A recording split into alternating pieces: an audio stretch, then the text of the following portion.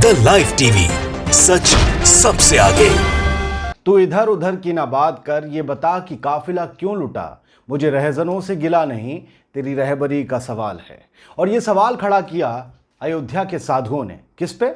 अपने मोदी जी पे। ये खबर आपको बताऊंगा कि कैसे राम नाम के सहारे यूपी के चुनावी रण में उतरने जा रही बीजेपी की राह में खुद अयोध्या से ही रोड़े खड़े हो रहे हैं, सवाल खड़े हो रहे हैं, जो कि रोड़े पैदा करेंगे आने वाले विधानसभा चुनाव में। और ये सवाल उछलेंगे जरूर कि क्यों आखिरकार ऐसा हुआ। प्रधानमंत्री मोदी और मुख्यमंत्री योगी की सक्रियता के रहते और उस पर उन्होंने कोई जवाब क्यों नहीं दिया। ये सब खबर आपको बताऊंगा। और ये भी बताऊंगा कि यूपी से जो बीजेपी की सांसद मेनका गांधी को खुद बीजेपी के ही एक विधायक ने घटिया महिला बताकर बीजेपी के अंदर खाने सुलग रही जंग को हवा दे दी है, जो ये बताने के लिए काफ़ी है कि बीजेपी के अंदर सिर फुटव्वल इस हद तक पहुंच चुका है कि सांसद और विधायक एक दूसरे के सामने आकर खड़े हो गए। लेकिन पहले बात अयोध्या की। दोस्तों, उत्तर प्रदेश में विधानसभा चुनाव में अब 6 महीने से कुछ ज़्यादा का वक्त और मोहलत बाकी है। इस बीच भारतीय जनता पार्टी की राज्य में मुश्किलें बढ़ती जा रही हैं। पहले आगामी चुनाव में भाजपा के नेतृत्व को लेकर सवाल उठे कि योगी रहेंगे या नहीं रहेंगे। केशव प्रसाद मौर्य के अलग सुर रहे, यहाँ तक कि खुद प्रधानमंत्री को मीटिंग बुलानी पड़ी, अमित शाह को मीटिंग बुलानी पड़ी। और अब अयोध्या में ज़मीन की खरीद फरोख्त में हुई गड़बड़ी को लेकर पार्टी के ही नेता घिर चुके हैं। इस बीच विपक्ष के साथ साथ अब साधुओं ने भी राम मंदिर ट्रस्ट की ओर से खरीदी गई जमीन को लेकर सवाल उठाने शुरू कर दिए हैं। बताया गया है कि अयोध्या के साधुओं ने सीधा पीएम नरेंद्र मोदी से इस मामले में सफाई देने के लिए कहा है। पीएम से कहा है, भैया सफाई दो, हम तो आपको ही जानते हैं, आप ही सारा श्रेय बटोलते हैं। जब भी कुछ राम मंदिर के मामले में फैसला आता है तो लोग कहते हैं कि भाई मोदी जी की सरकार थी तभी इसलिए फैसला आ गया, वरना नहीं आ पाती। तो अभी आप अगर घोटाला हुआ है नहीं हुआ है, इस मामले में आप सफाई दीजिए कि कैसे राम मंदिर के लिए ज़मीन जो है वो हज़ारों गुना ज़्यादा बड़े दामों में ख़रीद ली गई, जबकि उसके कौड़ियों के भाव दाम थे। दोस्तों, अब मैं आपको बताता हूँ कि हुआ क्या है, अयोध्या के साधुओं ने कहा क्या है। दोस्तों, गौरतलब है कि पीएम नरेंद्र मोदी ने कल ही राम जन्मभूमि तीर्थ क्षेत्र ट्रस्ट के नेताओं और अयोध्या जिला प्रशासन के अधिकारियों के साथ वर्चुअल बैठक की थी। इसे देखते हुए साधुओं ने सीधे प्रधानमंत्री नरेंद्र मोदी से ही इस मामले में जवाब देने की मांग की थी, लेकिन जवाब नहीं मिला। सवाल क्या था? घोटाले को लेकर। निर्वाणी अखाड़े के महंत धर्मदास हैं, उन्हें दुनिया जानती है। उन्होंने जमीन सौदों पर सवाल उठाते हुए कहा था कि कुछ जमीनें जो कुछ घंटों या कुछ हफ्तों पहले ही खरीदी गई थी, वो राम मंदिर ट्रस्ट को काफ़ी ज़्यादा कीमतों पर बेच दी गई, या राम मंदिर ट्रस्ट ने बहुत ज़्यादा कीमतों पर ख़रीद ली। ऐसा क्यों हुआ? ऐसा किस लिए हुआ? ऐसा किस वजह से हुआ? ऐसा किसकी वजह से हुआ? ये सब प्रधानमंत्री मोदी बताएं, क्योंकि हम तो उन्हीं को जानते हैं। राम के नाम पर याद है ना आपको, मैंने अभी आपसे जो कहा था वो याद है आपको। महंत धर्मदास, जो कि अयोध्या राम जन्मभूमि केस में वादी भी थे, याद है आपको? राम जन्मभूमि केस में वादी अयोध्या के महंत धर्मदास को हमेशा आप बाइट देते टीवी चैनल्स पे सुनते होंगे।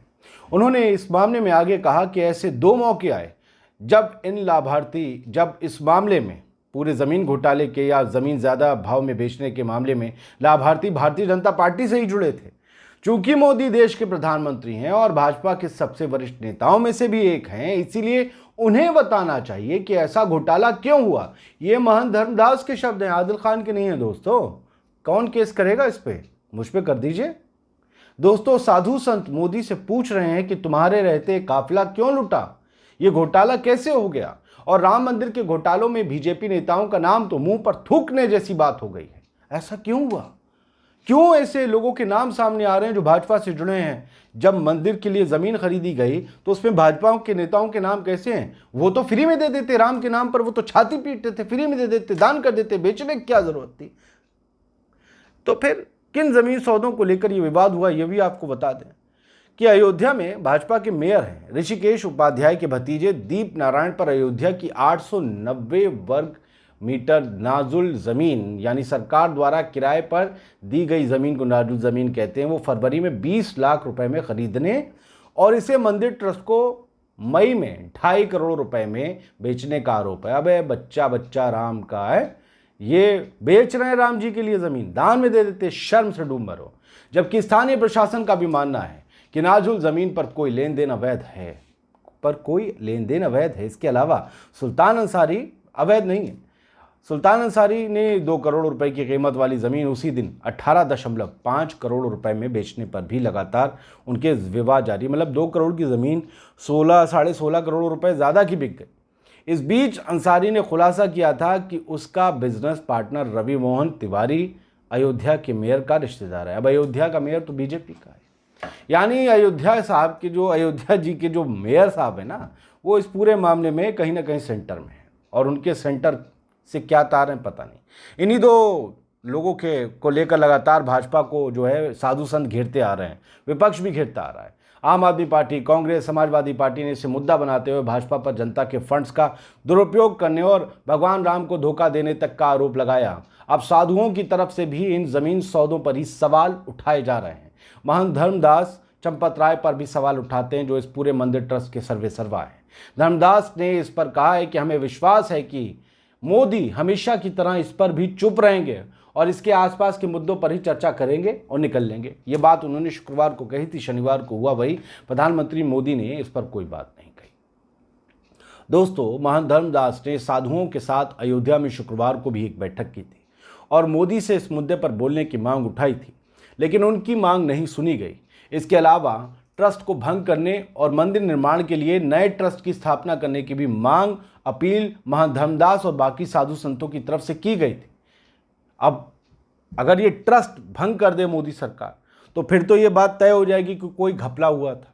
अब इस ऐसे मामले में जब उत्तर प्रदेश में चुनाव खड़े हैं, तो मोदी सरकार के लिए ये मांग मानना तो आसान नहीं है। लिहाजा अगर घपला हुआ है नहीं हुआ है, ये भी कम से कम उत्तर प्रदेश के चुनाव तक पता नहीं चलने वाला। दोस्तों, बताया गया है कि साधुओं की ये बैठक बुलाने वाले हनुमानगढ़ी के मंदिर महंत ज्ञानदास थे। उन्होंने इस मामले पर कहा था कि बैठक में आए 150 साधुओं का एक पक्ष है कि प्रधानमंत्री मोदी को जमीन विवाद पर अपना पक्ष साफ करना चाहिए और ट्रस्ट को खत्म कर देना चाहिए। लेकिन मैंने पहले कहा, उत्तर प्रदेश में चुनाव है। अब चुनाव है तो फिर किसी भी राय को या किसी भी मांग को मानने का अभाव है। हालांकि साधु संतों को इस मामले में मायूसी हाथ लगी है, क्योंकि प्रधानमंत्री मोदी बस उतना ही बोलते हैं जितना बोलने से उनका और उनकी पार्टी का फायदा होता है।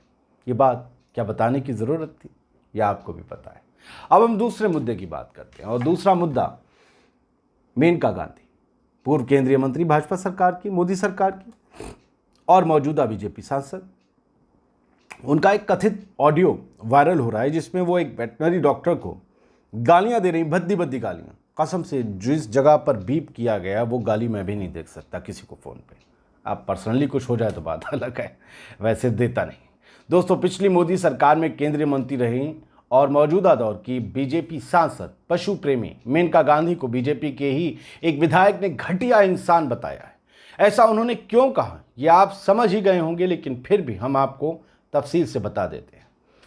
मध्य प्रदेश के जबलपुर में नानाजी देशमुख पशु चिकित्सा विश्वविद्यालय के डॉक्टरों और छात्रों में बीजेपी सांसद मेनका गांधी के खिलाफ काफी गुस्सा भरा हुआ है।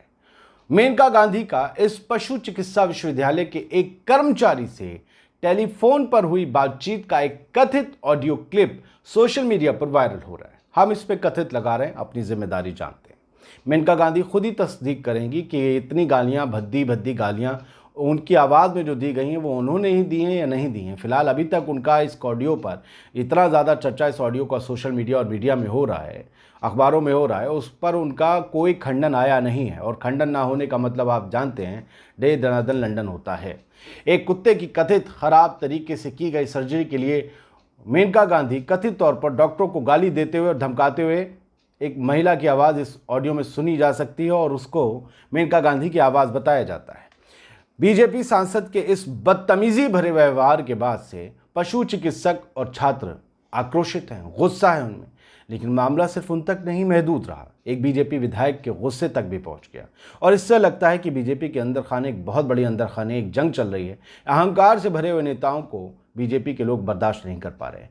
मामले पर बीजेपी विधायक और पूर्व मंत्री अजय विश्नोई ने ट्वीट करते हुए लिखा कि विगत दिवस यानी पिछले दिन सांसद श्रीमती मेनका गांधी ने पशु चिकित्सक डॉक्टर विकास शर्मा से जिन शब्दों में बात की उससे वेटनरी कॉलेज जबलपुर घटिया सिद्ध नहीं हो जाता, उससे वेटनरी कॉलेज जबलपुर घटिया सिद्ध नहीं हो जाता, परंतु ये जरूर सिद्ध हो जाता है कि मेनका गांधी निहायत ही घटिया महिला हैं।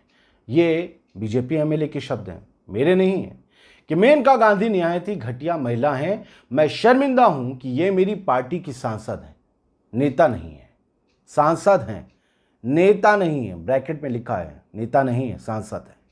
भारतीय पशु चिकित्सा संघ ने भी मेनका गांधी के जो उन्होंने भाषा इस्तेमाल की है उसकी निंदा की है। निंदा वैसे करने वाले एक मंत्री हमारे सेंट्रल कैबिनेट में है।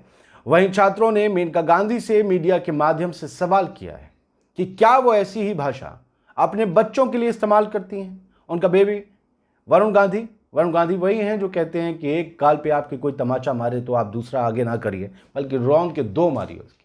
गांधी जी को उन्होंने कोट करते हुए लिखा था। वो नए तरीके के गांधी बन रहे हैं, वरुण गांधी। विश्वविद्यालय परिसर में छात्रों ने जमा होकर मेनका गांधी के खिलाफ नारे भी लगाए। छात्रों की मांग है कि मेनका गांधी सार्वजनिक रूप से माफ़ी मांगें, क्योंकि उनकी गालियां सार्वजनिक हो चुकी हैं। सार्वजनिक जीवन में सार्वजनिक तौर पर इतनी सार्वजनिक गालियां नहीं देनी चाहिए। ये हमारे राजनेताओं को सीखना होगा। एक तरफ अयोध्या में बवाल है जो यूपी इलेक्शन में जमकर गूंजेगा, और यूपी की ही एक सांसद को मध्य प्रदेश के ही एक बीजेपी विधायक ने घटिया बताया है।